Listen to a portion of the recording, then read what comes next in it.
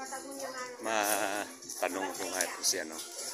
Ito yung may-ari ng resort na to, restaurant.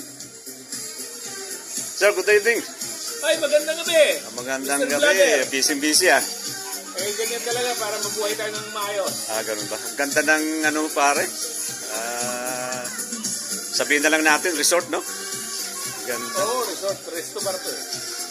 Ilang araw na kayong nag-operate dito? Kasi kakalam ko ay ano, yung bago lang ang opening. January 18 ang... January 18. So, wala pang isang buwan, ano? Mga 12 days. Kamusta naman na? Tama, 12 days. Kamusta? Mga 15 days. Kamusta naman ng ano? Binta, ganon.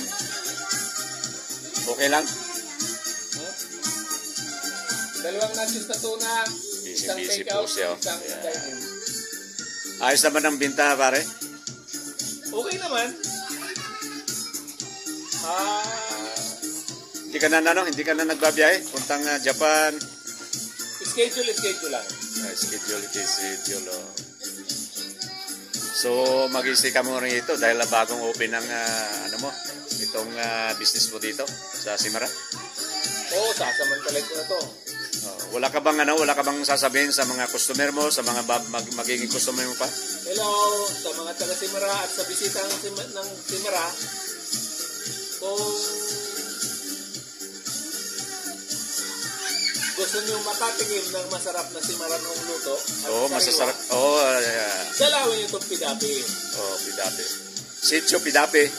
Barangay Takasan. Sitio Pidapi. Corcuera. Affordable prices. Corcuera, Romblon, Philippines. Di ba, pre? Oo. Open po kami 7 a.m. up to 10:30 p.m. Okay pala no, medyo mahaba. Ba't ang aga ng opening nyo po, sir? 7 a.m. Marami bang yan? Minsan may nag-aalmusal eh. Kape, nagsiserve din ko yun ng kape, no? Pwede. Mayroon naman. Pero pagka medyo kakilala mo, nagbibigay ka ba ng libre? Libre! Yan naman. Malapit ang Valentine's Day, kaya yan, mayroon.